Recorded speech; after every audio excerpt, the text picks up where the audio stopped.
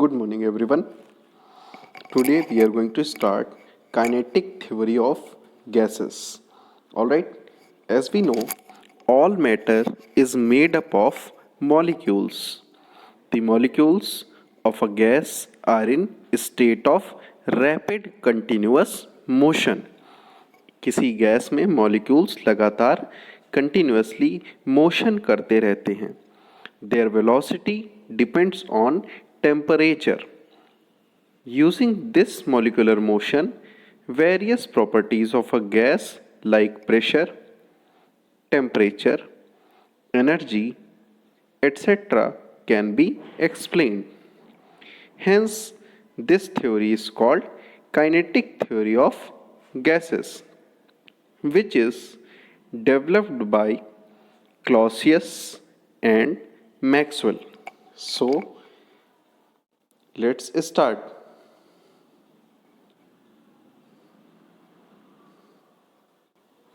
Here you may see a container filled with gas. Alright, as we know that Boyle's law is V proportional to 1 by P, V is proportional to T and V is proportional to N. This we will explain in our coming video.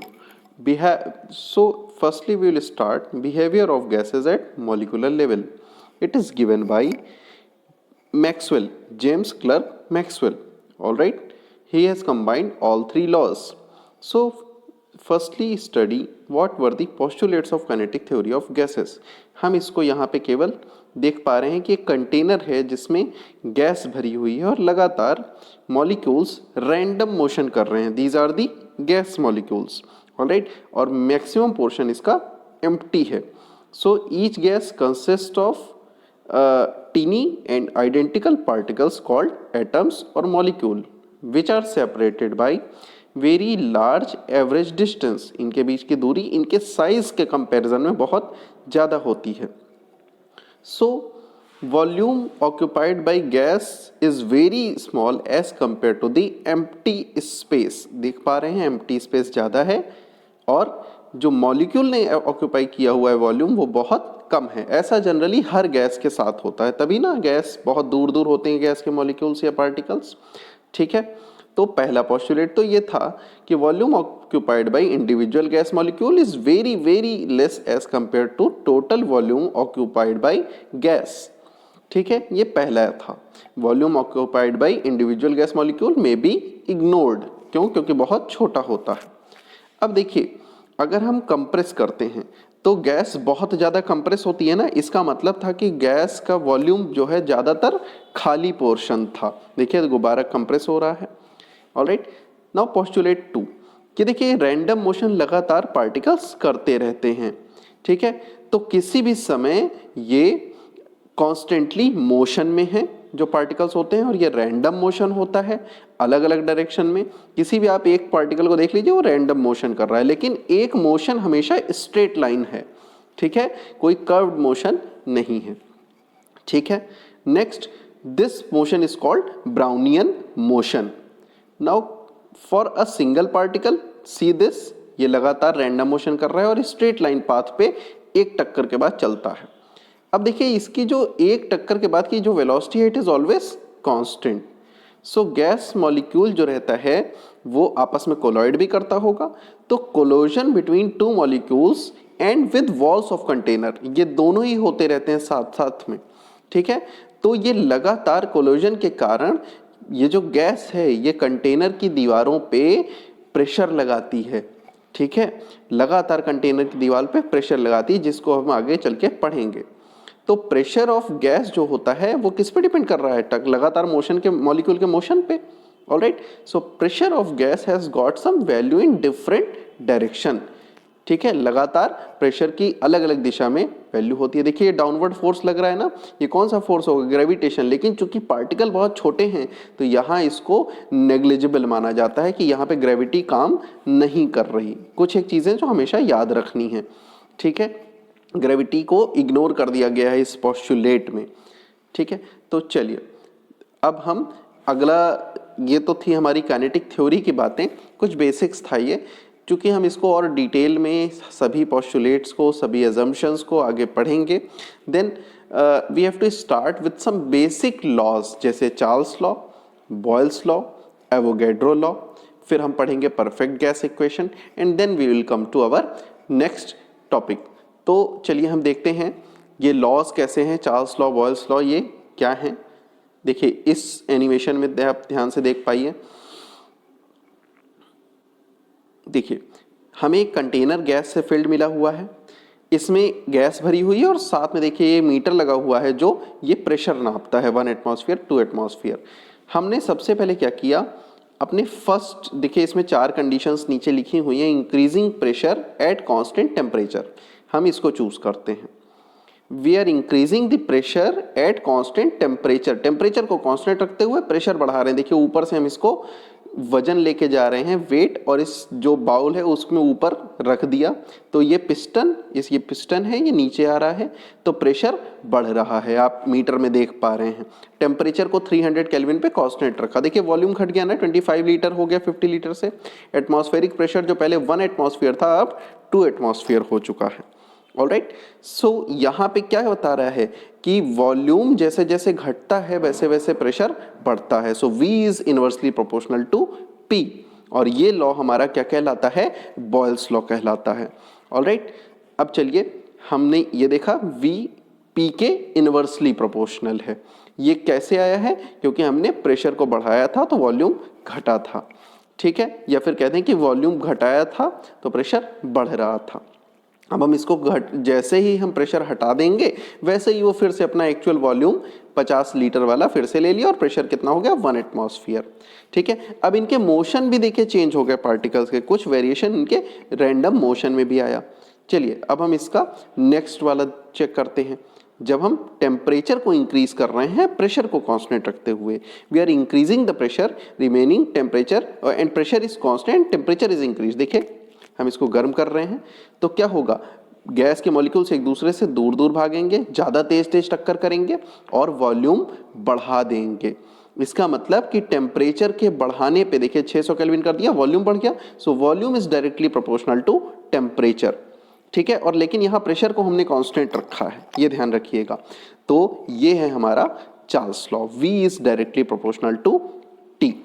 Now अब अगर हम एक और case ऐसा choose करें कि हम temperature को तो बढ़ाएं लेकिन यहाँ पे वॉल्यूम को कांस्टेंट रहने दें। फिर से हमने इसको कम किया, वॉल्यूम को 25 लीटर पे ही ले आए, लेकिन इस बार हम टेम्परेचर को तो बढ़ाएंगे। थर्ड केस जो हमारा हम चूज करेंगे उसको देखिए, फिर से हम थर्ड केस चूज करते हैं, increasing temperature without increasing the volume. देखिए वॉल्यूम को एक फुल लेके उसको कांस्टेंट कर दिया, ठीक है। तो अब टेम्परेचर बढ़ा रहे हैं तो वॉल्यूम तो कांस्टेंट है, लेकिन अब देखिए क्या होने वाला है, जैसे हम टेम्परेचर बढ़ाएंगे तो पार्टिकल तेज तेज टक्कर करेंगे और वो तेजी वॉल्स, कंटेनर की वॉल्स पे हिट करेंगे तो प्रेशर को बढ़ा दिया। देखिए 2 एटमॉस्फेयर हो गया, ठीक है। जो 1 एटमॉस्फेयर था वो अब 2 एटमॉस्फेयर दिखा रहा है, यानी टेम्परेचर बढ़ाने पे प्रेशर इंक्रीज कर गया। नाउ नेक्स्ट इज, अब हम इसको देखते हैं कि हमारा चौथा कंडीशन क्या है। हाँ, देख रहे हैं रैंडम मोशन तेज हो रहा है। चलिए अब चौथी कंडीशन को हम देखते हैं। हियर यू कैन सी, बाहर एक सिलेंडर लगा हुआ है जिसके थ्रू हम बाहर से पार्टिकल्स प्रोवाइड कराएंगे। मतलब this time we are going to increase the number of molecule. अब हम चौथे केस में क्या करेंगे, नंबर ऑफ मॉलिक्यूल को इंक्रीज करते हैं। जब नंबर ऑफ मॉलिक्यूल इंक्रीज होता है तो मॉलिक्यूल को जगह भी ज़्यादा चाहिए, ठीक है, और ऊपर से एम्प्टी स्पेस भी बहुत ज़्यादा लगेगा, तो यानी वॉल्यूम क्या होता है यहाँ पे उसी प्रोपोर्शन में बढ़ जाता है। तो आप देख पा रहे हैं V is proportional to N and this is what called Avogadro's law. So V is equals to Kn, या V is proportional to N, number of molecules is proportional to volume, ठीक है। तो ये हो गया। चलिए अब हम अपने थ्योरी पार्ट पे आते हैं और अपना क्लास शुरू करते हैं।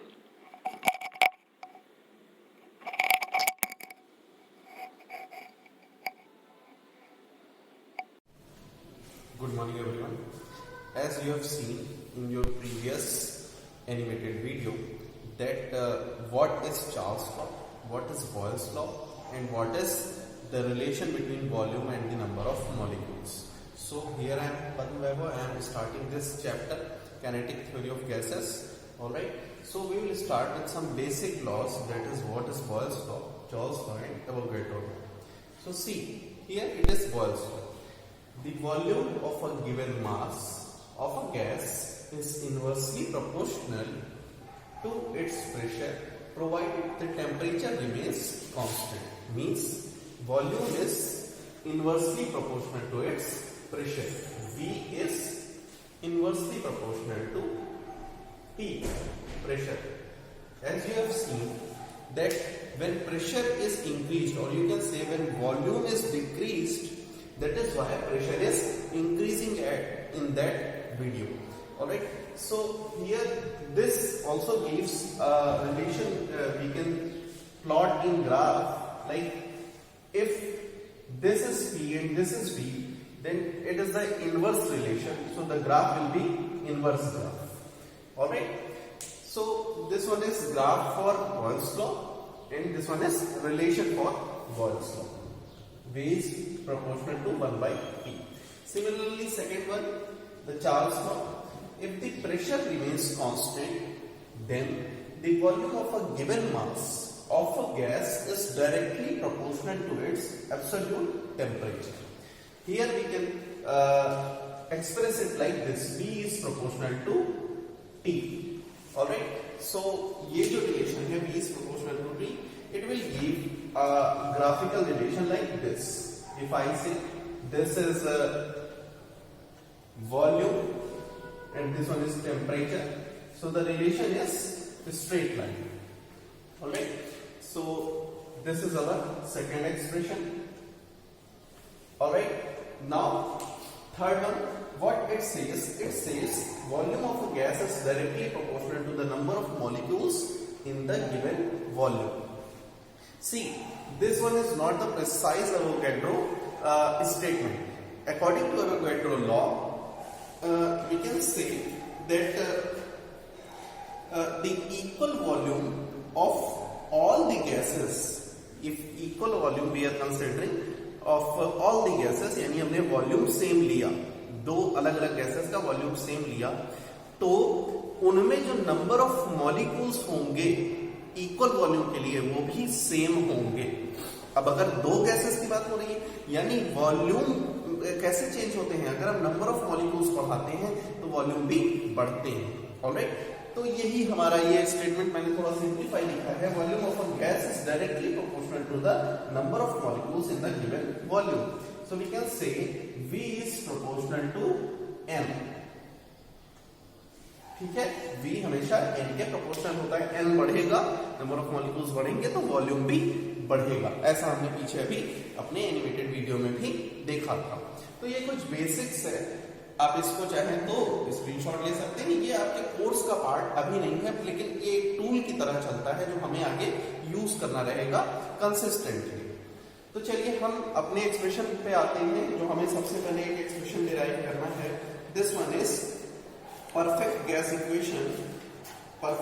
Equation derivation. Alright, so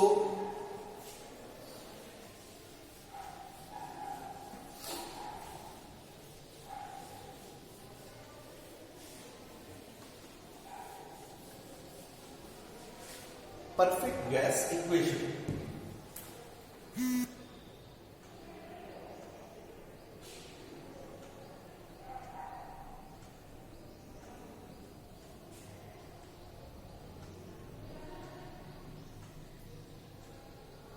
Alright, we are going to use this expression.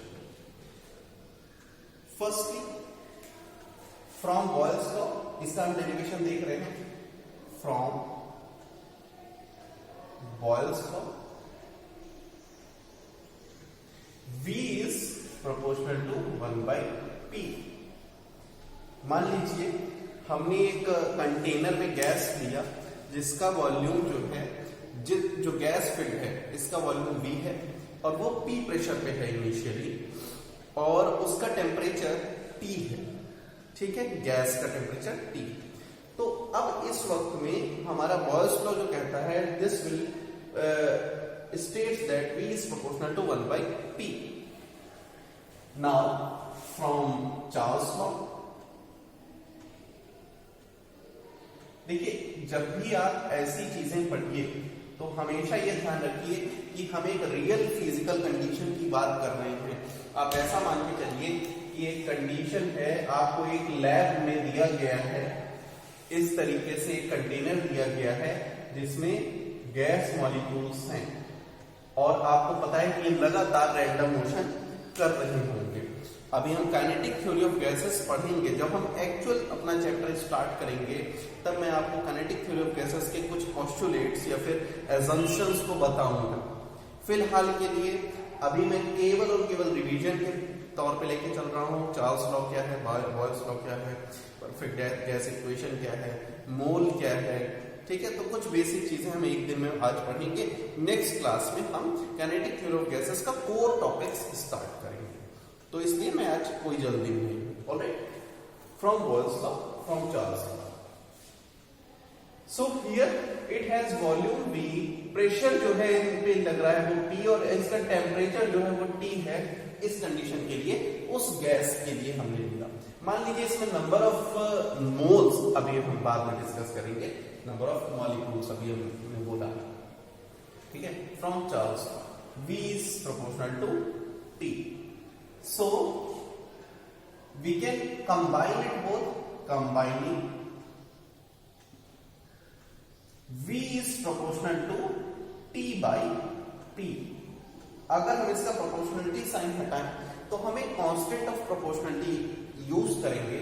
This constant of proportionality will give P को मैंने इधर मल्टीप्लाई किया, PV is equal to RT,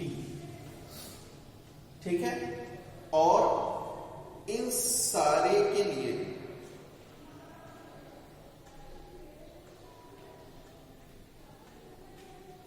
हमने ये माना, अभी देखिए मैं आपको 1 मोल और n मोल और m मोल का कोई नाम नहीं ले रहा हूं, अभी के लिए मैंने ये गैस इक्वेशन मानी, ठीक है। हो सकता है आपने केमिस्ट्री में चीजें पढ़ी हो कि n मोल क्या होता है या 1 मोल क्या होता है। PV is equal to RT, अभी मैं इसमें कोई भी जनरलाइजेशन नहीं कर रहा हूं, ठीक है। ये जो है ये इफ इट इज दी, हम लिख लेते हैं, it is the perfect gas equation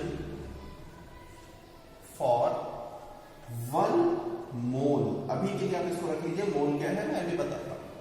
1 mole of gas. अगर हम n मोल्स को देखिए, मोल्स बदल रहे हैं यानी नंबर ऑफ मॉलिक्यूल्स बदल रहे हैं। मैंने कहा n मोल यानी नंबर ऑफ वॉल्यूम, मतलब जो नंबर ऑफ मॉलिक्यूल्स हैं दीज आर इंक्रीजिंग। मैंने एवोगैड्रो लॉ को बताया कि नंबर ऑफ मॉलिक्यूल बदल रहे हैं, इंक्रीज हो रहे हैं, तो उतने ही गुना वॉल्यूम भी इंक्रीज हो जाएगा।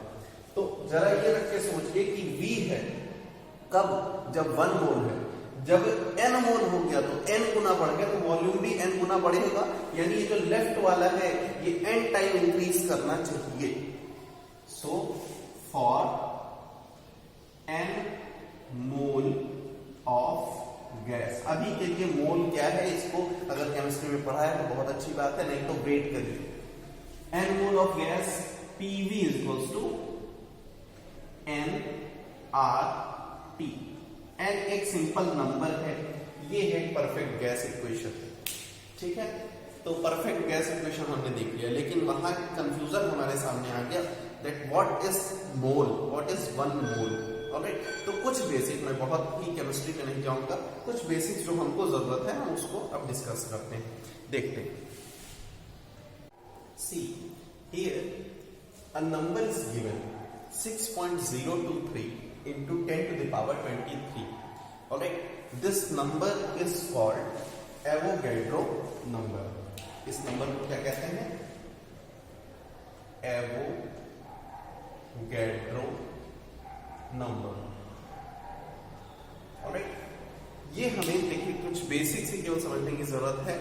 हम अपने यूज का जो है एवोगैड्रो नंबर वो नंबर होता है जितने नंबर ऑफ पार्टिकल्स अगर किसी गैस के किसी कंटेनर में रखे हैं तो कहेंगे हम उस गैस की क्वांटिटी को कहेंगे 1 मोल।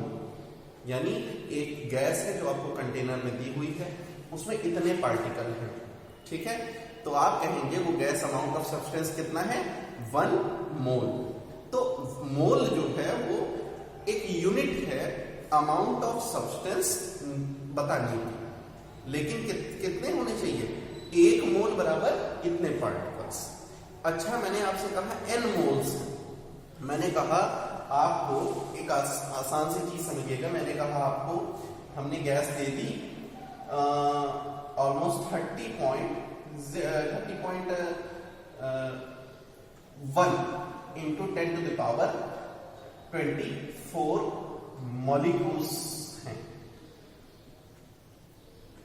इतने मॉलिक्यूल एक कंटेनर में भरे हुए,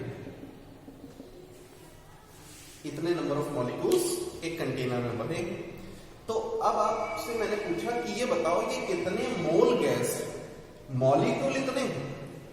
आपसे पूछा कि इस कंटेनर में कितने मोल गैस है, मोल यानी अमाउंट ऑफ सब्सटेंस नापने की यूनिट, ठीक है। तो जरा सा बताइए आप कैसे करेंगे, 1 मोल बराबर कितने पार्टिकल, तो कितने मोल हैं इसी नंबर ऑफ पार्टिकल से डिवाइड कर दें, यानी एवोगैड्रो नंबर से हमें डिवाइड कर देना चाहिए। तो वो हमें क्या दे देता है, नंबर ऑफ मोल्स। जरा एग्जांपल देखते हैं, 30.1 into 10 power 24 divided by 6.023 into 10 to the power 23। यहां पे 5 टाइम्स के अराउंड में लगभग चला जाएगा 5, और ये पूरा 1, तो ये कितना हो गया 5 मल्टीप्लाइड बाई 10 यानी 50 मोल, 50 मोल्स। समझ रहे हैं कि आपको जब भी देखिए, जब भी आपको गैस पार्टिकल्स मिलेंगे, गैस मिलेगी वॉल्यूम में, तो उसमें बहुत सारे पार्टिकल होंगे, है ना, बहुत ज्यादा संख्या में होंगे। अब उसमें हमें वो जो संख्या है वो नहीं, हम उसको मोल में रिप्रेजेंट करें।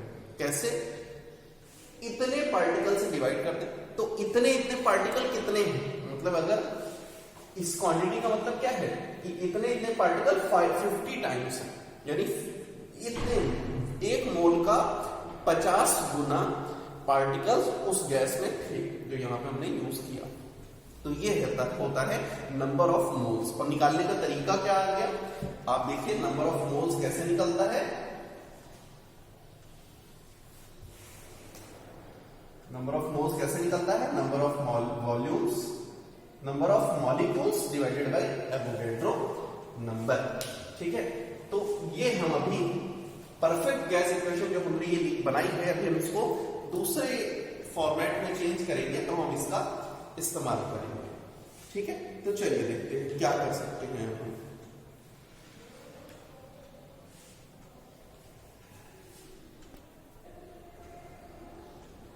Now PV is equals to nRT। यहां पे R जो है, पहले अब हम R को डिस्कस कर लेते हैं क्या है, ठीक है। तो देखिए, value of R at standard temperature and pressure, जिसको आप लोग जनरली STP कहते हैं, ठीक है। सो स्टैंडर्ड टेम्परेचर कितना होता है, T होता है 273.15 केल्विन, और स्टैंडर्ड प्रेशर कितना होता है 0.76 मीटर ऑफ Hg कॉलम। अब ये क्या है, 76 सेंटीमीटर ऑफ Hg कॉलम, यानी जब आपको एक नॉर्मल एटमॉस्फेरिक टेम्परेचर पे जितने मरकरी की जितनी ऊंचाई तक मरकरी थर्मोमीटर में मरकरी ऊपर तक उठता है, ये सब चीज आपको पता होना चाहिए। So P is equal to 0.76 metre of Hg column. अब देखिए we have to calculate R। यहां से अगर मैंने 1 मोल की बात करी, 1 मोल, अभी हम देखेंगे NO, एक मैंने और बताया था PV = RT। So for 1 mole at standard temperature pressure PV = RT, है ना। मैं स्टैंडर्ड टेम्परेचर प्रेशर लेके चल रहा हूं, प्रेशर को P0 से रिप्रेजेंट कर दूं, वॉल्यूम को V0 से रिप्रेजेंट कर दूं, टेम्परेचर को T0 से रिप्रेजेंट कर दूं स्टैंडर्ड टेम्परेचर प्रेशर के केस में। देखिए स्टैंडर्ड टेम्परेचर प्रेशर पे वॉल्यूम जो होता है, वॉल्यूम 1 मोल गैस के लिए, देखिए 1 मोल क्वांटिटी है गैस की, 1 मोल गैस भरेंगे तो वॉल्यूम कुछ और, 2 मोल भर देंगे तो दुगना हो जाएगा वॉल्यूम, 3 मोल भर देंगे 3 गुना हो जाएगा। 1 मोल मतलब कितने पार्टिकल, 6.023 × 1023 पार्टिकल्स ये होता है। तो अब देखिए यहां पे होगा क्या, ध्यान दीजिए, एक सेकेंड,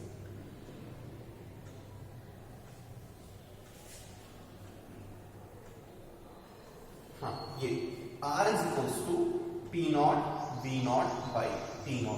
वॉल्यूम जो होता है ये P0 और T0 है। V0 जो होता है 22.4 लीटर होता है, जिसमें स्टैंडर्ड टेम्परेचर प्रेशर पे 1 मोल गैस, 1 मोल पार्टिकल्स आ जाए तो उसमें वॉल्यूम कितना जरूरत होती है, 22.5 लीटर, 22.4 लीटर्स, ध्यान दीजिएगा, ठीक है। प्रेशर ये, अब हम इन सारी वैल्यूज को यहां पे उठा के रखने जा रहे हैं, ठीक है। तो P है 0. देखो ये लेंथ के फॉर्म में दिया हुआ है, जब प्रेशर आप रखेंगे तो फॉर्मूला होता है P = H ρg, ये आपने पढ़ा होगा, हाइट, डेंसिटी और G यानी ग्रेविटेशनल एक्सेलरेशन। तो ये वैल्यू हम पूरी वो यहां से रख रहे हैं। P हाइट कितना है 0.76 मीटर Hg कॉलम की, डेंसिटी होती है, डेंसिटी रो डेंसिटी होती है 13.6 × 10⁻8 के अराउंड 3 होती है, 3 मल्टीप्लाइड बाई G होता है 9.8 डिवाइडेड बाई, अभी तो V0 भी मल्टीप्लाई होना है, मल्टीप्लाइड बाई V0, तो V होता है 22 लीटर्स, 22.4 लीटर है तो मीटर क्यूब 10⁻3, ठीक है। तो ये एक्सप्रेशन हो जाएगा V0 के लिए, और नीचे T 273.15 केल्विन, ठीक है। तो ये हमारा केल्विन में ही रहेगा। जब हम इसको सॉल्व करते हैं इस पूरी क्वांटिटी को, तो R की वैल्यू आती है 8.31 जूल पर मोल पर केल्विन, ठीक है। 8.31 जूल पर मोल केल्विन, यानी मोल और केल्विन जो है वो डिनोमिनेटर में है और जूल ऊपर, ठीक है। सो R = 8.31 जूल पर मोल पर केल्विन, या हम इसको ऐसे लिख सकते हैं, joule mole inverse kelvin inverse, ये भी लिख सकते हैं, ये ज्यादा अच्छा लिख रहा है। तो ये R हो गया कब, 1 mole eight STP, 1 mole at standard temperature pressure. अब यहां पे हम एक क्वांटिटी को और डिफाइन करने जा रहे हैं, Boltzmann constant.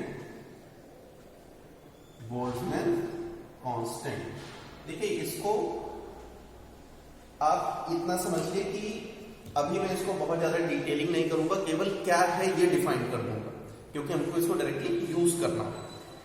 Boltzmann constant represent करते हैं स्मॉल k है ये, स्मॉल k मल्टी और सफिक्स में है इसके b, kb, alright.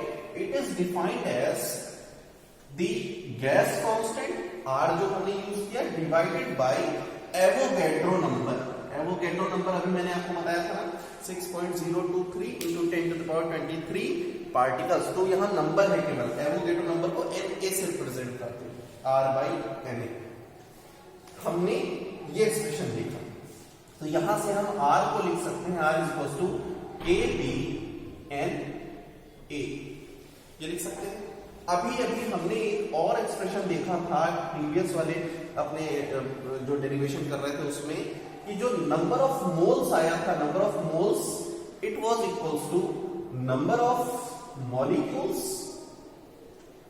Divided by Avogadro number, Avogadro number, यही देखा था। So n small n is equals to number of molecule को अगर हमने कैपिटल एन से रिप्रेजेंट किया डिवाइडेड बाय एवोगैड्रो नंबर, हमारा क्या हो गया यहां से एन ए, ठीक है। तो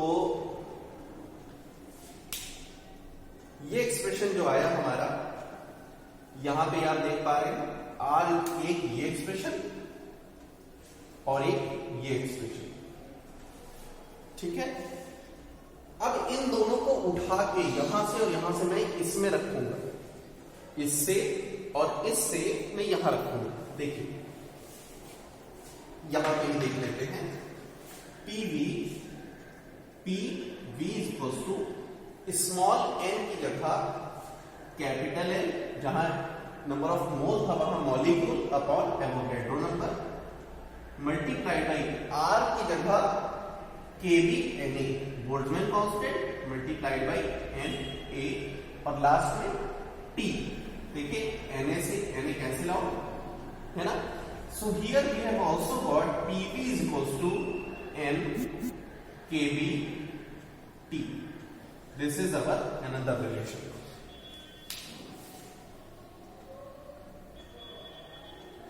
So here you can see PV is equals to N kBT, but this time this N is the number of molecules, but this small n is the number of moles. तो ये आपको दोनों ही अंतर रख के चलना है। ये हमारी gas equation, perfect gas equation हो गई, जिसको हम एक नाम और जानते हैं आइडियल गैस इक्वेशन भी कहते हैं, आइडियल गैस इक्वेशन। ऑलराइट, तो आपका ये टॉपिक यहीं खत्म होता है। हम नेक्स्ट क्लास में अपनी काइनेटिक थ्योरी ऑफ गैसेस को स्टार्ट करेंगे और प्रॉपर जो एजम्पशंस हैं, जो पोस्टुलेट्स हैं, हम उसको कवर करेंगे।